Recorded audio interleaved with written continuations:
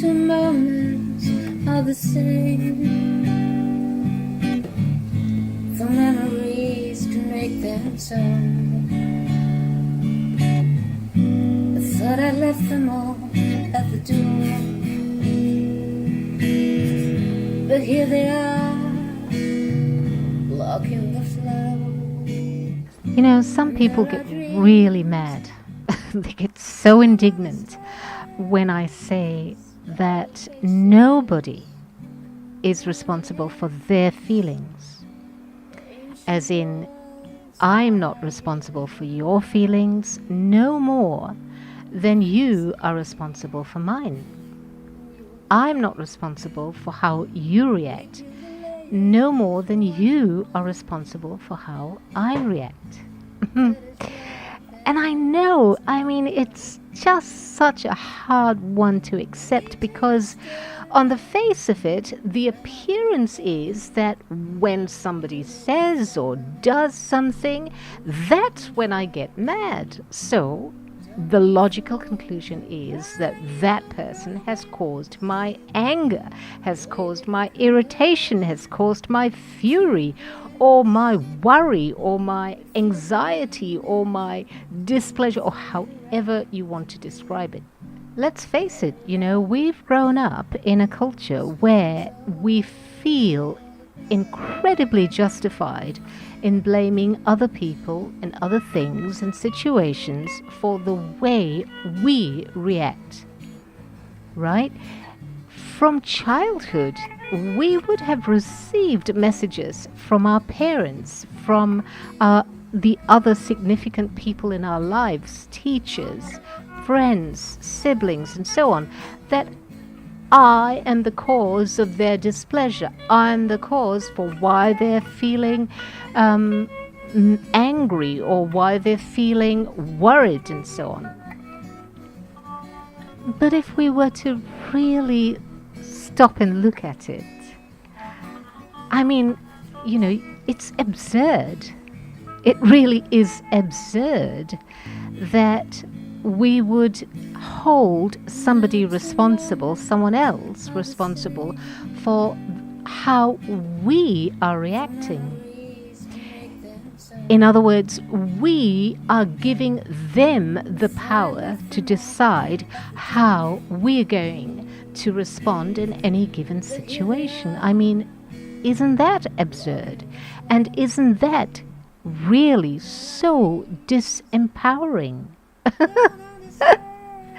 You know, I'll be honest, I used to be exactly like that in my thinking. That was, oh my word, you know, my world, my internal world was filled with grievances against other people.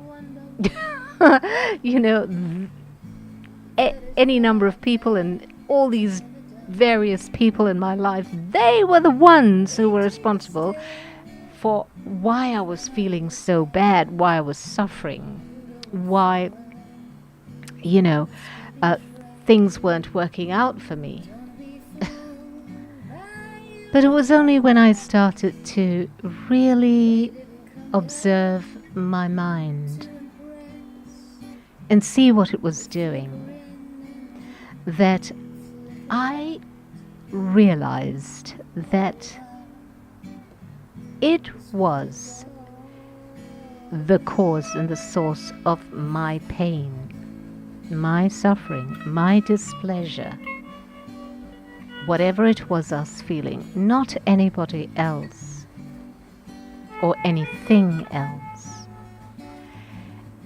And when I realized that, you know, it was actually so liberating, because I could see that it really now was a choice that I had. The power was within me to decide, to choose how I was going to respond, to decide whether somebody else was going to be the arbiter or the decider of how I was going to feel.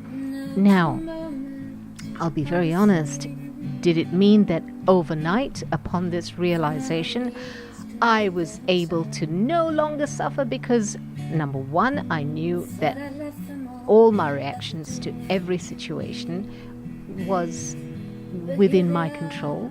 That was the first thing. And then the second thing was that I was able to have to apply that choice, that decision in the perfect moment every single time. No! No, that didn't happen. I mean, for a long time, I continued to hold people and things responsible for how I was feeling. But the difference and the saving grace was that now, even though my initial reaction might have been, to curse and swear at the other person, or to hold this grievance, to hold this anger and rage and frustration and indignation toward this person, and blame them for all the misery that I was experiencing, that might have been the initial reaction, and it may have been an ongoing feeling that I was sustaining within myself. When I took the time to just come back into the present and once again notice what was going on. And not only that, but to remind myself, just to remind myself, hey, Luce, you're the one choosing to react in this way. Your ego is the one that's choosing to react in this way.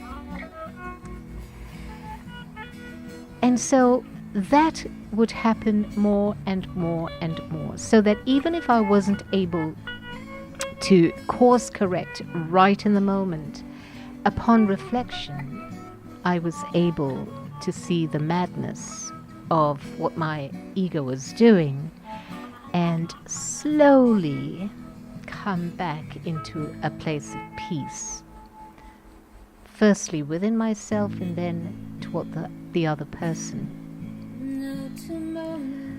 Now, in saying all that, I'm not at all suggesting that other people are perfect, they never do anything that is willfully hurtful, that they never actually do horrible things, often unconsciously. I mean, willfulness is an unconscious act.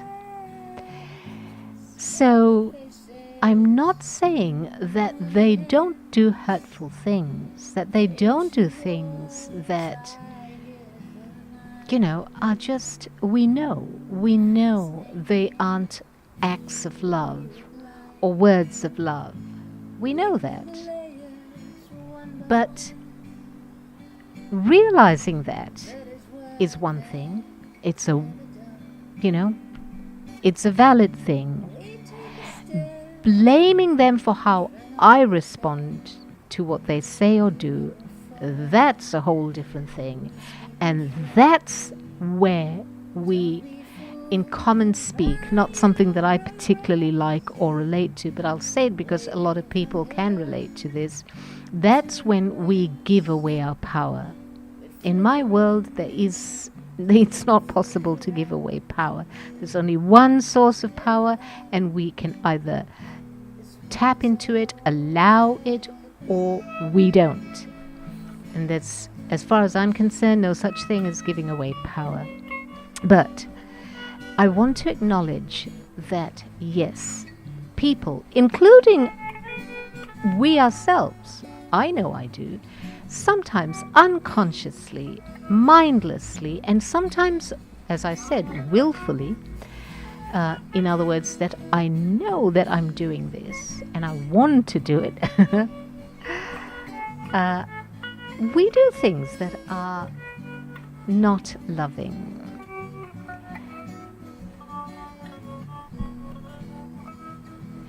But when we take the time to be present and just to let this drama unfold on our mind screen so that we can see what is actually going on, that it is our egoic mind and its wonderful repository of memory that gives rise to the reactions that we have in response to other people's behaviors, then we actually relieve ourselves from the tyranny of blame. You know, it is a tyranny, really. It's such an oppression to be blaming others, because as soon as we do that, we lose our sense of peace and happiness. And so it's useful to come back into our natural great peace, as the Buddhists love to describe it, our natural great peace, to come back home to our Buddha nature, to our true nature, to what is natural within us, which is that endless state of peace and joy, and to realize that it is this conditioned mind, this ego mind, that is reacting in the way it does, and as a result giving rise to our suffering. I don't know if you found that useful. I hope something in there was useful to you, and I just want to wish you much love, and may your heart beat with the rhythms. Letting love is what it's all about.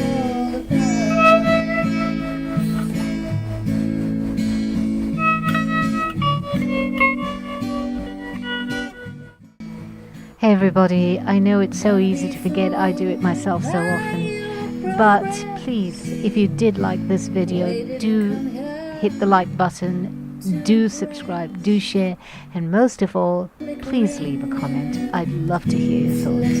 Thank you so much. Letting love is what it's all